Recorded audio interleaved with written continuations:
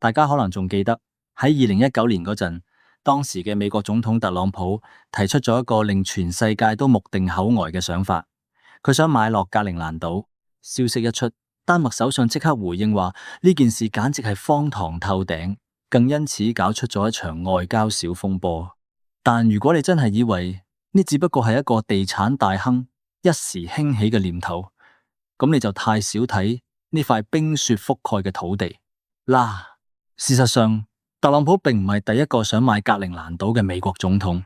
早喺1867年，即係美國買落阿拉斯加嗰一年，美國國務院已經開始研究買落格陵蘭島嘅可能性。去到1946年，杜魯門總統更加直接開出1億美金嘅支票，想從丹麥手上買走呢個島，但丹麥拒絕咗。究竟係乜嘢令美國對呢塊土地如此痴迷，跨越超過100年都念念不忘？呢背後隱藏住太多令人震驚嘅事實，以及關於未來世界格局嘅驚天秘密。我哋先嚟睇睇格陵蘭島嘅規模。喺我哋日常用嘅地圖入面，即係所謂嘅麥卡托投影地圖，格陵蘭島睇落同非洲大陸差唔多咁大。雖然呢只係地圖投影造成嘅視覺誤差，格陵蘭島實際上只係非洲嘅14%，但佢依然係世界上最大嘅島嶼。佢嘅面積高達216萬平方公里，究竟係幾大呢？呢個面積相當於3個法國，或者係14個廣東省咁大。然而喺呢片廣袤嘅土地上面，只係住咗大約56000人。換言之，如果將全島人口平均分配，每個人可以擁有40平方公里嘅土地，呢度係世界上人口密度最低嘅地方。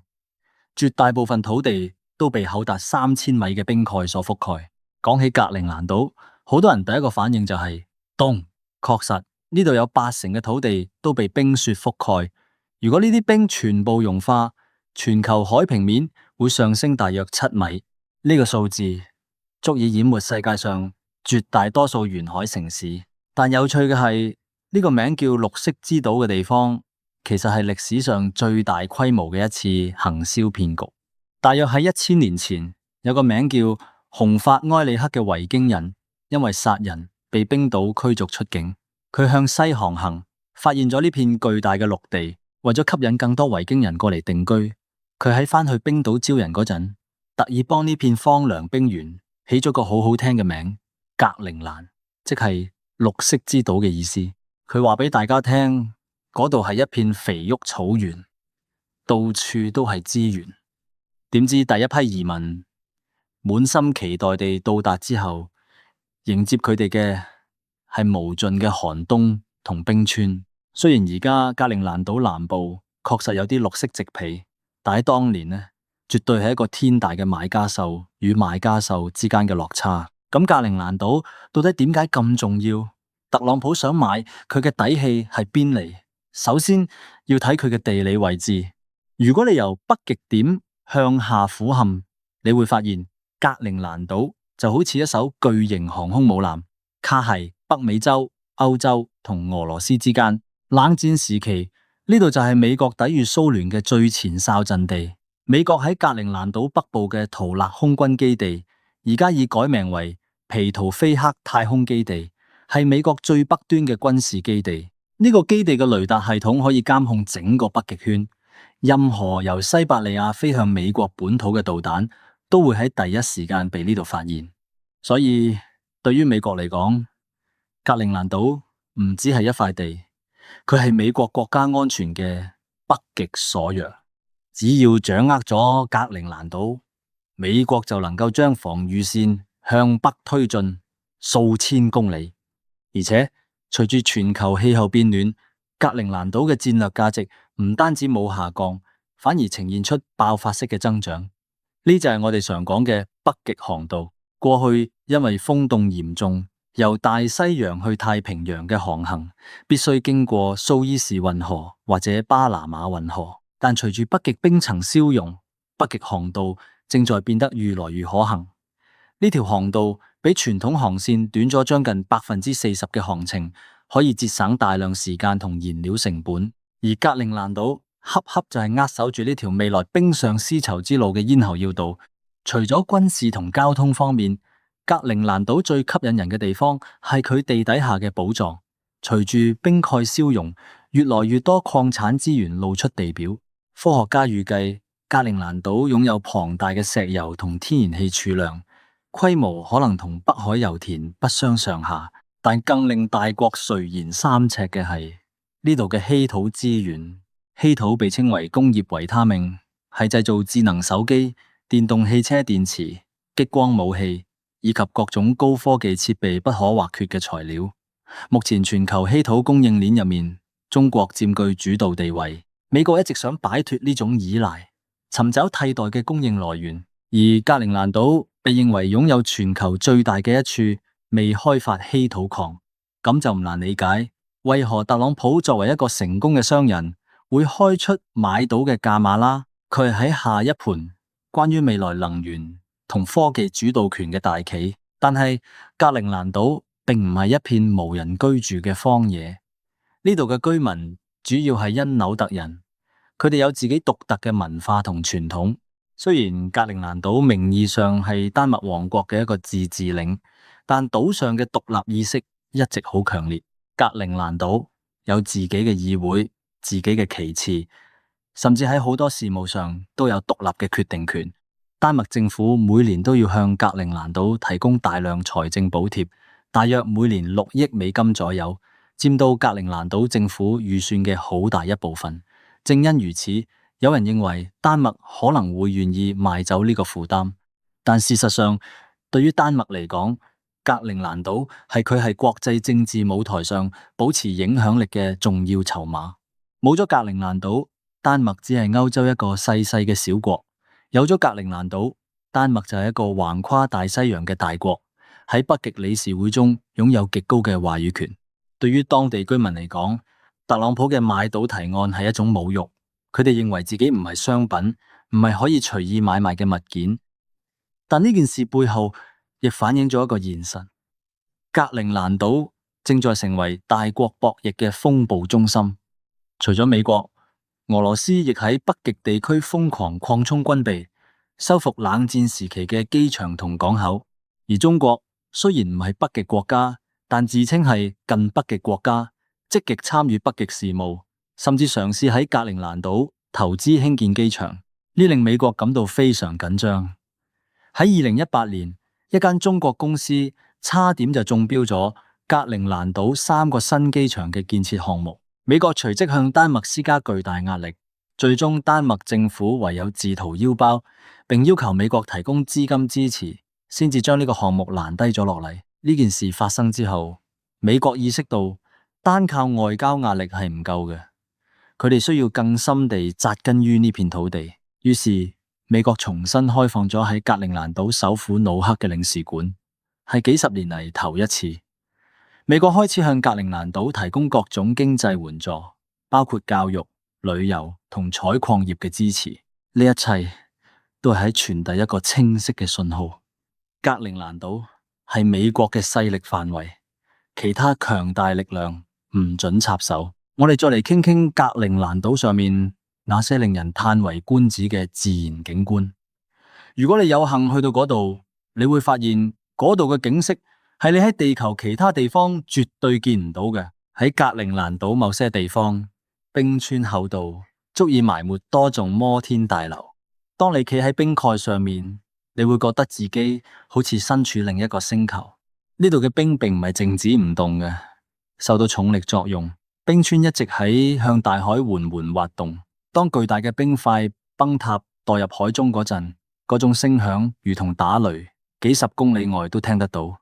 呢就係浮冰山誕生嘅過程。據說泰坦尼克號撞上嘅那塊冰山，就係由格陵蘭島嘅冰川上面分裂出嚟嘅。格陵蘭島嘅夏天係非常奇妙嘅，因為呢度有極晝。喺北極圈以北嘅地方，太陽幾個月都唔會落山。你可以凌晨3點去外面打高爾夫球，或者係陽光下睇書。呢種日不落嘅體驗，會令人嘅生理時鐘徹底混亂。但到咗冬天，呢度就進入長達數個月嘅極夜，世界陷入一片漆黑，唯一嘅亮色就係那天空中如夢如幻嘅極光。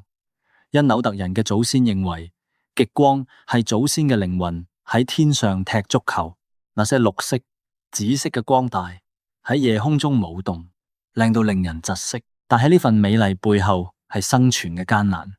格陵蘭島嘅物價極高，因為幾乎所有生活物資都要靠飛機或者輪船由丹麥運過嚟。一個西瓜可能要賣幾百蚊人民幣。當地嘅傳統食物係海豹肉、鯨魚肉同馴鹿肉。對於因紐特人嚟講，狩獵唔止係為咗食物，更係佢哋文化嘅核心。隨住全球氣候變暖，因紐特人嘅生活方式亦面臨巨大挑戰。冰層薄咗，傳統嘅狗拉雪橇變得越來越危險，因為冰面隨時可能裂開。海豹同北極熊嘅活動範圍亦喺改變。原本依靠自然生活嘅獵人，依家唔得不面對一個急速轉變嘅世界。有趣嘅係，雖然冰川融化對全球氣候嚟講係個災難，但對格陵蘭島嘅經濟嚟講，卻意外地開啟咗一扇窗。冰川退縮後露出嘅土地，唔單止方便咗採礦，甚至喺南部地區，人們已經開始嘗試種植薯仔、蘿蔔等蔬菜。